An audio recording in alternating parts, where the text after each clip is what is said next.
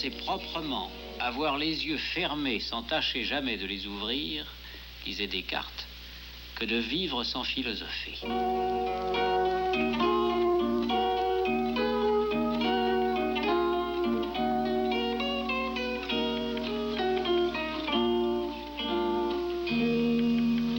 Il y a une vie de la philosophie hors de la classe, une cité des philosophes qui l'englobe et la nourrit.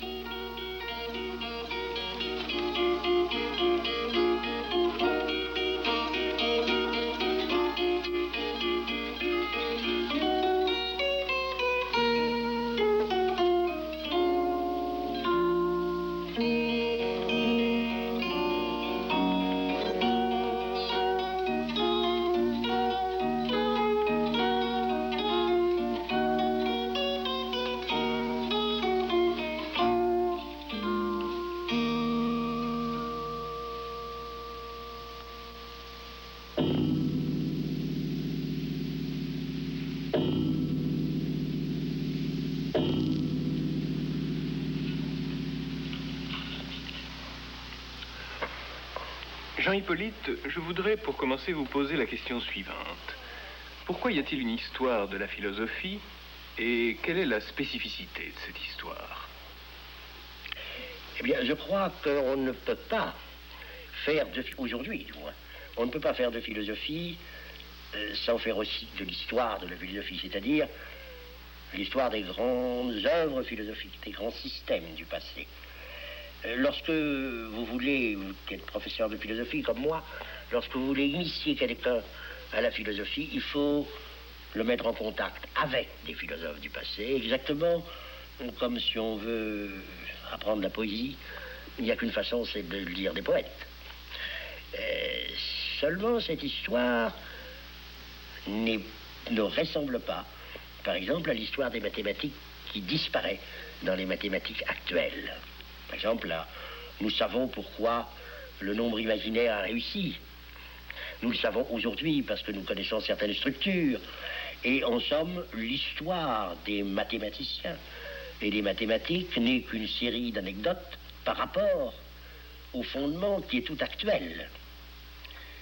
Nous ne pouvons pas reprendre toutes les philosophies du passé et, en quelque sorte, les récupérer dans une philosophie actuelle qui oublierait cette succession pour garder une histoire récurrente, comme on dit. Sur ce point, faut-il conclure que la philosophie est plus proche de la poésie, par exemple, que des mathématiques? Ce qui intéresse le mathématicien, c'est la rigueur de la forme, dans un formalisme qui n'a rien à voir avec ce que les philosophes appellent quelquefois la forme. Les philosophes aussi veulent prouver, les philosophes aussi veulent la rigueur, mais le mathématicien arrive à dégager un système formel, une systématicité. Le système du philosophe n'y parvient jamais, bien que l'organisation de l'œuvre, la manière dont s'agencent les preuves, soit fondamentale. Toutefois, avec le poète, car je ne vous ai pas répondu pour le poète, avec le poète, il y a ceci de commun, que le poète non plus, ce n'est pas le formalisme mathématique, mais il y a ceci de différent, que la visée du poète, c'est que ce soit beau, et que la visée du philosophe, c'est la vérité.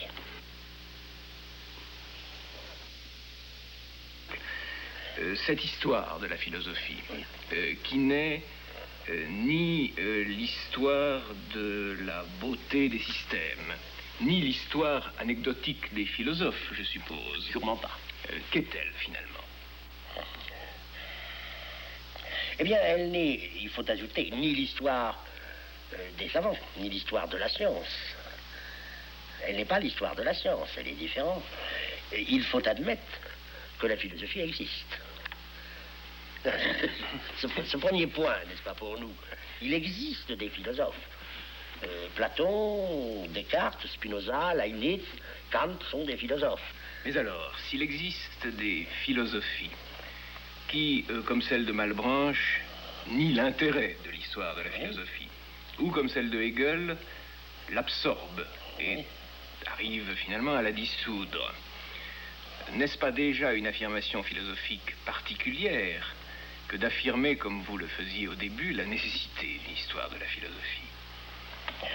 Je pense que toute la philosophie que nous connaissons, enfin depuis la philosophie des présocratiques, jusqu'à notre philosophie, jusqu'à Kant, marque un mouvement irréversible, va dans un sens irréversible comme le temps rempli, comme le temps plein. Et cette irréversibilité fait qu'aujourd'hui, la philosophie est une question pour elle-même, la métaphysique est une question pour elle-même. À partir de Kant, en particulier, il y a quelque chose qui s'est produit et qui fait que la métaphysique est devenue sa question. Qu'est-ce que la métaphysique? Il ne s'agit plus de faire une métaphysique, une théorie de l'être ou une théologie, il s'agit de se demander ce qu'est cette métaphysique et dans quelle mesure elle est possible. Mais cette question critique n'est-elle pas, à certains égards, l'annonce d'une fin de la philosophie? D'une fin? De la métaphysique. Et peut-être même de la philosophie. Ah, c'est le sel de la terre qui serait perdu. Vous le savez bien. Simplement, si vous voulez, les métaphysiciens du passé, les grands philosophes du passé, faisaient une théorie de l'être. Et ils faisaient aussi une théologie, en général. C'est cette théologie qui est aujourd'hui en question. Ce qui ne veut pas dire que la problématique de l'être, la problématique de la métaphysique elle-même, est terminée, est achevée. Ça veut peut-être dire qu'un système comme celui de Spinoza ou un système comme celui de Descartes n'est pas tellement systématique, mais même un système comme celui de Descartes est impossible aujourd'hui, bien que nous ayons absolument besoin de lire Descartes et Spinoza pour faire de la philosophie. Ah, ben je voudrais tout de même vous interroger sur la nature de ce besoin, car si la question même, ou plutôt la formulation de la question philosophique s'est modifiée, si elle porte sur la possibilité de la métaphysique et non pas sur la possibilité de construire un système métaphysique, on peut se demander quel est l'intérêt proprement philosophique de l'étude des auteurs pré-critiques, en somme. C'est ça, il faudrait commencer la philosophie à Kant et ne pas remonter à Platon, par exemple. C'est un peu ce qu'il me semble résulter de ce que vous dites. Et peut-être difficile de me faire comprendre. Ça veut dire que les systèmes philosophiques du passé représentent une pensée du premier degré, si j'ose dire, qui ne sait pas penser elle-même. Mais ils nous donnent une sorte de pensée métaphysique existante, avec ce double caractère d'être le lien d'une matière et d'une forme. Ça veut dire que la pensée d'un philosophe est une pensée qui se veut penser de l'être, qui se veut penser du contenu, pas comme une pensée mathématique, par exemple. Et qu'elle est en même temps une pensée qui se veut rigoureuse et non pas arbitraire. C'est elle, le savoir du savoir et le savoir de l'être sont solidaires. Simplement, le philosophe du passé ne se pose pas la question de cette possibilité. Ou du moins, il se la pose implicitement. C'est nous qui retrouvons aujourd'hui dans ces philosophes une question qui est quand même en germe chez eux. Bon, alors, je résume un peu ce que vous avez dit et je le caricature par conséquent. La philosophie qui est le projet de penser l'être, au terme actuel de son devenir, est plutôt devenue pensée de cette pensée, c'est-à-dire tentative de fonder de façon critique la possibilité même d'une pensée de l'être. Et ce mouvement est au fond pour vous le mouvement même de l'histoire de la philosophie. Alors, je voudrais poser de nouveau, en somme, une question que je vous ai déjà posée. S'agit-il là d'une histoire, en un sens qui ne serait pas purement métaphorique ou analogique? Qu'est-ce que cette histoire comporte de véritablement historique? C'est que vous avez résumé ma pensée d'une façon que je n'accepte pas. Lorsque vous m'avez dit Et je l'ai peut-être dit, après tout, qu'on allait de la pensée de l'être à la pensée de l'être. C'est bien ça, vous avez dit. Oui. Ça voudrait dire que le philosophe actuel est un pur philosophe critique qui examine les pensées qui sont des pensées de l'être, mais qui ne prétend absolument plus atteindre l'être, qui ne prétend absolument plus atteindre un contenu. Tout de même, vous avez bien dit que la question « qu'est-ce que la métaphysique ?» était Oui. au fond la question fondamentale de toute philosophie contemporaine. Oui, j'ai dit qu'il fallait que la métaphysique se mette elle-même en question. Mais ça ne voulait pas dire que la métaphysique, en tant que question de l'être, était une question abandonnée.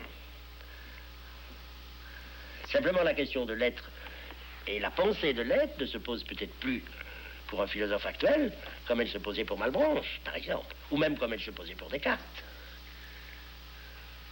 Ce qui ne veut pas dire que le philosophe n'est pas quelqu'un qui, à partir de l'existence de son temps, à partir de son existence, n'est pas quelqu'un qui touche l'être d'une certaine façon. Simplement, il ne pense pas l'être comme Dieu pourrait être la pensée de l'être. Il le pense comme un homme à partir de racines anthropologiques et existentielles, comme un homme qui n'est pourtant pas, pour autant, coupé de l'être. Nous en sommes. Mais cette pensée de l'être est évidemment une pensée dont nous n'avons plus l'ambition de faire la théorie comme ont pu l'avoir certains grands métaphysiciens. Je ne suis pas sûr que Platon, que vous savez, on a considéré comme un sceptique à certains moments de l'histoire, n'est pas quelqu'un qui erre, qui se promène, qui touche, qui doute, et dont au fond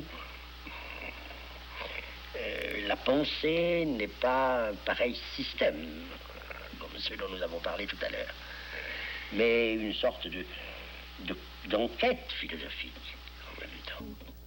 Puisque l'intention qui animait les anciens systèmes de philosophie est désormais, selon vous, impraticable, accepteriez-vous que l'on parle d'une erreur de ces systèmes? Ou d'une erreur de ces philosophes? Non, je n'emploierai pas le mot erreur. Je n'emploierai pas le mot erreur. Parce que ce qui nous intéresse dans un système de philosophie, quand nous contemplons le système de philosophie,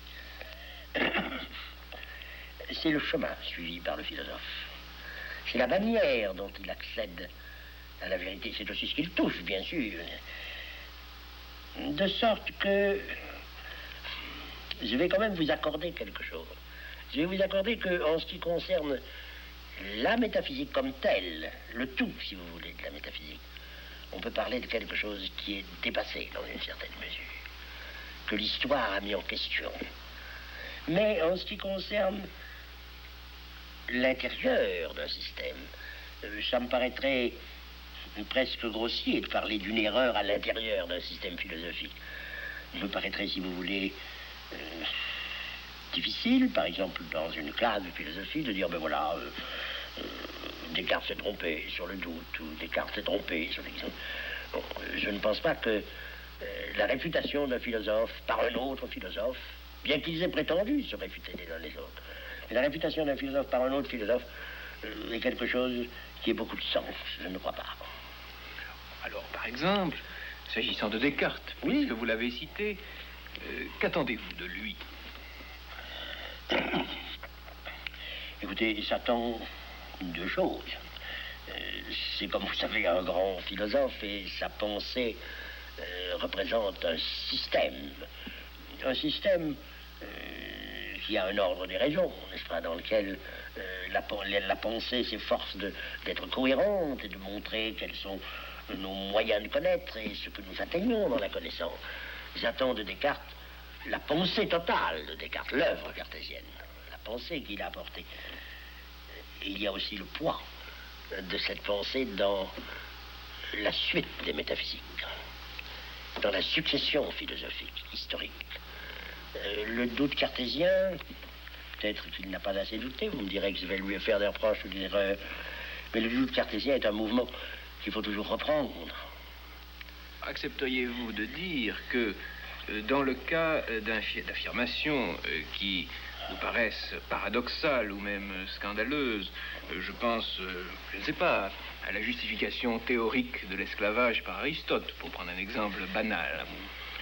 Accepteriez-vous de dire que dans ce cas, ce qui est en question, c'est précisément l'enracinement existentiel de la problématique que vous évoquiez tout à l'heure? Sûrement, oui. Une pensée philosophique a des racines existentielles. Et j'entends par là, elle est enracinée dans le temps et dans son époque. Bien que sa visée, sa perspective ne soit pas seulement cette perspective existentielle. Platon a pensé sauver la cité antique au moment où elle allait disparaître. Il n'a pas réussi à la sauver, d'ailleurs. Et il a fait ce que Hegel appelle la rose dans la croix du présent. Il en a donné une pensée qui a l'air d'une pensée éternelle et qui vaut, d'ailleurs, à bien des égards. Et pourtant, nous savons bien que cette pensée est aussi un moment de l'histoire. Le philosophe pense son temps. Et il est difficile de couper la philosophie de ses racines existentielles, bien sûr. Mais dans ce cas, Oui. Est-ce que la philosophie n'a pas sa vérité dans la non-philosophie? Ou est-ce que la non-philosophie n'a pas sa vérité dans la philosophie? Je vous réponds un peu facilement, un peu dialectiquement. Mais pourquoi voudriez-vous que ça reviendrait à dire que la philosophie n'est qu'une idéologie? Par exemple? Dans une époque. Eh ben, c'est ça que dans une large mesure je refuse. Je ne veux pas confondre une pensée philosophique avec une idéologie. Je pense qu'il y a un rapport étroit entre la philosophie et la non-philosophie, entre la philosophie et les conditions, entre le philosophe et les conditions de son temps. Le philosophe pense son temps. Il l'élève dans la pensée et il dépend de la non-philosophie dans la mesure, nous rejoignons ce que je vous disais, ce que nous disions du formalisme, mathématique ou pas, dans la mesure où il ne s'agit pas d'une forme pure, et où le philosophe a des sources qui ne sont pas philosophiques. Mais il y a des sources qui ne sont pas philosophiques. Si vous permettez, nous avons beaucoup parlé de système. Ne croyez pas que j'exclus de la philosophie de grands sceptiques ou de grands empiristes qui n'ont pas eu le système. Je tiens à vous le dire pour éviter qu'on puisse croire que pour moi la philosophie, ce sont seulement les systèmes. Le souci qui est le mien n'est pas tant de contester la conception de l'histoire de la philosophie que vous nous proposez, que de me demander si le mot histoire n'est pas ici équivoque.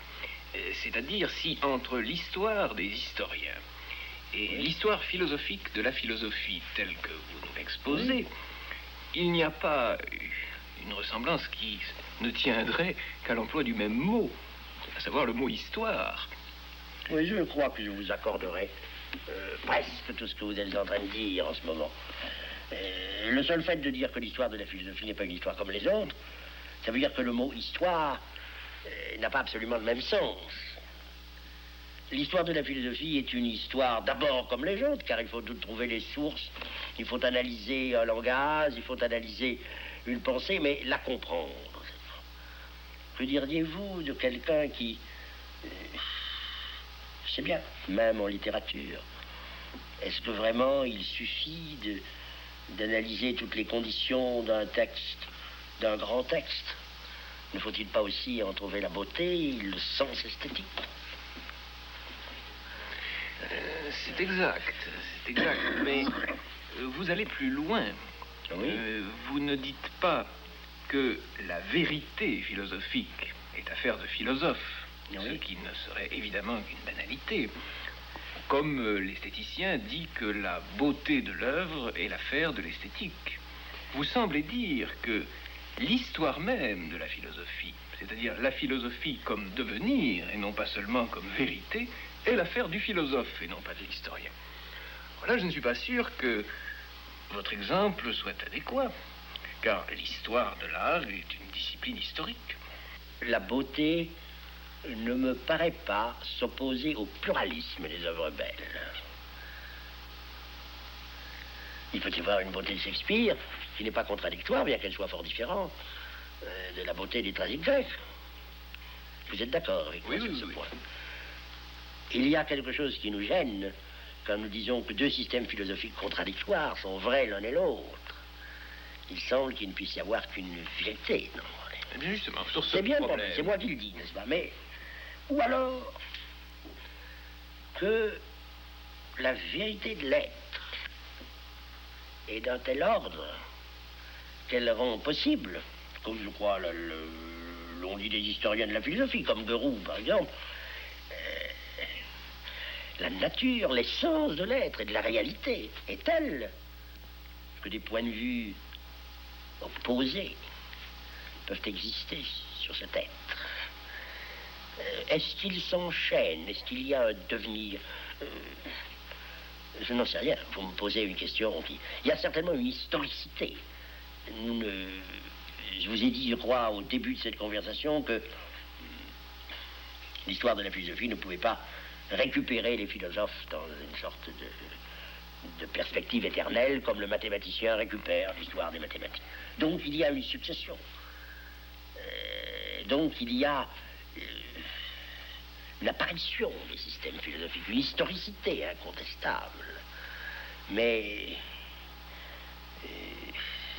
la nature de l'être doit être telle qu'elle rende possible cette diversité, sinon cette opposition entre les systèmes philosophiques.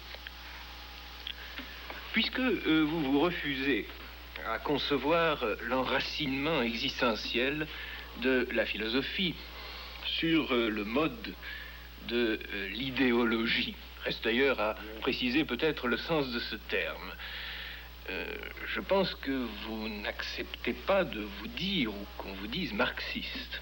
Je ne prétends pas qu'il n'y a pas de rapport entre certaines philosophies et les rapports de production ou les conditions techniques de la production. Est-ce à la philosophie elle-même de penser ce rapport? Certainement. Aujourd'hui, elle doit les penser. Quand une philosophie n'arrive pas à penser ses propres sources, et elle n'y arrive jamais complètement. Quand je vous ai dit tout à l'heure que aujourd'hui la métaphysique se met en question, je pense qu'un philosophe ne peut pas ne pas s'interroger sur les conditions mêmes de sa pensée et en quelque sorte sur les sources qui ont alimenté cette pensée, qui ont pu être des sources religieuses, des sources économiques, techniques. Aujourd'hui, nous sommes au moment où la mise en question aussi de ce rapport entre les sources et la pensée philosophique existe. Ceci m'amènera à vous poser une question purement pédagogique, ou d'apparence pédagogique, à tout le moins. Quel usage, selon vous, peut-on faire de l'histoire de la philosophie dans notre enseignement de la philosophie? Une classe de philosophie. Et dans une classe de philosophie. Oui, pas dans l'enseignement de la licence ou de la... Non. Une classe de philosophie. Dans cette chose qui a été admirable et dont j'espère qu'elle subsistera. Nous l'espérons tous. S'adaptant d'ailleurs à ce monde nouveau. Je ne veux pas dire que l'enseignement de la philosophie doit s'adapter, mais je veux dire que la participation de tous, y compris les scientifiques, à ce que la philosophie peut apporter, de libéral et d'ouvert, me paraît indispensable dans le monde actuel. Donc que la classe de philosophie ne s'adresse plus seulement à de soi-disant littéraires, mais qu'elle puisse s'adresser à tous, à ceux qui seront les ingénieurs, les savants, et qu'il puisse y avoir une année libérale. Mais revenons à votre question, qui est le rôle de l'histoire de la philosophie dans la classe de philosophie, proprement dans la classe de philosophie. Alors, il y a ce qu'il faut exclure et ce qu'on peut souhaiter. Je crois que sur ce qu'il faut exclure, on peut être très catégorique. Il faut exclure une sorte de manuel d'histoire de la philosophie qui, ne mettant pas en contact les élèves avec les grands textes ou avec les philosophes, leur fasse un résumé des systèmes depuis les présocratiques jusqu'à Kant et Fichte, Schelling et Hegel. Il faut exclure ça. Et il faut exclure aussi une sorte d'éclectisme qui consisterait à envisager les grandes questions philosophiques, l'empirisme, le rationalisme, tous ces non-anismes, et à chercher une solution moyenne. Hélas, il y a encore de cela dans beaucoup de manières de travailler d'élèves de philosophie, essayer d'opposer une thèse à une autre, de les combiner. Donc, au lieu de cela, les mettre, je crois que c'est l'essentiel, les mettre en contact avec un ou deux, le plus naturellement, c'est le meilleur, mais il est impossible de faire ça, de faire beaucoup de philosophes. Les mettre en contact direct avec quelques grandes œuvres philosophiques. Et s'il fallait en choisir une seule, pour des raisons qui seraient un peu longues à expliquer, c'est évidemment Platon que je choisirais. La deuxième chose importante, c'est que le professeur de philosophie fasse comprendre à ses élèves que l'histoire de la philosophie n'est pas comme les autres histoires. Elle n'est pas une sorte d'histoire purement empirique, mais que la philosophie touche quelque chose et qu'elle n'est pas du même ordre. Faire comprendre l'originalité de l'histoire de la philosophie et mettre les élèves en contact avec un ou deux grands philosophes, voilà tout ce que j'attends de l'histoire de la philosophie en classe de philosophie. Vous avez dit tout à l'heure que vous choisiriez Platon. Et vous avez dit que les raisons en étaient très compliquées. Ne pourriez-vous pas tout de même nous dire quelques-unes des raisons de ce choix? Eh bien, d'abord, il n'y a pas de système de Platon, bien que ce soit une pensée systématique. Il y a une recherche, et le chemin même de cette recherche. Il y a aussi un rapport profond à son temps et à la vie humaine, Platon. Par exemple, nous avons parlé tout à l'heure du désir de sauver la cité grecque et presque du sentiment que cette cité était sur son déclin. Mais il y a quelque chose de plus fort aussi, c'est ce mythe à la fin du 7e livre, je crois que c'est le 7e livre de la République, où Platon compare l'homme actuel, ou Socrate dans Platon compare l'homme actuel à un enfant qui n'aurait pas su au début de sa vie que ses parents n'étaient pas ses vrais parents, et qui découvrirait un jour que les personnes qui l'élèvent ne sont pas ses parents véritables. L'homme est un peu comme cela, il a perdu l'obéissance aux traditions et aux coutumes, et il faut chercher par la raison, et par la raison seule, comment faire pour se conduire. Cette recherche qui n'est pas une solution, dont la solution n'a pas été donnée par Platon, cette voie de recherche, cette ouverture de recherche, a quelque chose qui me séduit, comme toute la pensée platonicienne. Je pense que il y a une façon de faire réfléchir le jeune philosophe sur la philosophie par Platon qui est inimitable.